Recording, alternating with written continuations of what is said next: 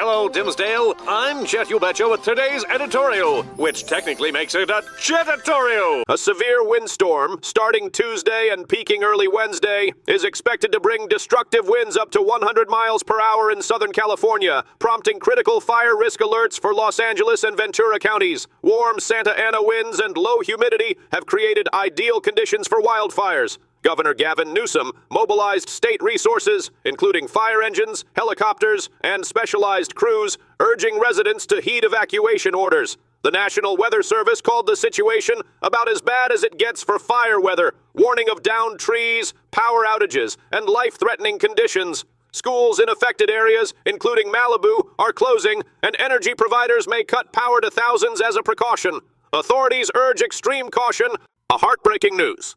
2 unidentified bodies were discovered in the landing gear compartment of a JetBlue plane during a routine maintenance check at Fort Lauderdale Hollywood International Airport. The aircraft, an Airbus A320-232, operating as Flight 1801, had arrived from New York's JFK Airport at 11:03 p.m. on Monday. JetBlue stated that the circumstances of how the individuals accessed the aircraft remain under investigation, describing the situation as heartbreaking. The airline is working closely with authorities to uncover more details. Airport officials confirmed the incident did not impact operations. In other updates, the Consumer Financial Protection Bureau finalized a rule to remove medical debt from consumer credit reports, potentially erasing $49 billion in unpaid bills for 15 million Americans. The change, effective March 2025, unless delayed by legal challenges, could boost credit scores by an average of 20 points, improving access to loans such as mortgages and car loans.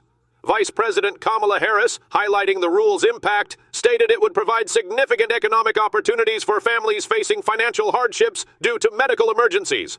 While major credit agencies have already taken steps to remove medical debt, industry groups like the Association of Credit and Collection Professionals criticize the rule, arguing it could lower accountability for unpaid bills and restrict access to credit and health care. Another heartbreaking news. A powerful earthquake struck Tibet's Dingri County near Shigatse City on January 7, 2025, killing at least 126 and injuring over 188, according to Chinese state media. The quake, measured at magnitude 6.8 by the China Earthquake Network Center and 7.1 by the U.S. Geological Survey, had a focal depth of 10 kilometers.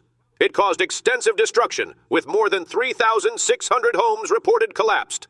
Aftershocks, the largest at magnitude 4.4, followed the main quake. The Dalai Lama expressed sadness over the tragedy, offering prayers for the victims and well wishes for recovery. The region, located near the India-Eurasia plate boundary, has a history of significant seismic activity, with multiple large earthquakes recorded in the past century. From all of us here, stay classy, Dimsdale!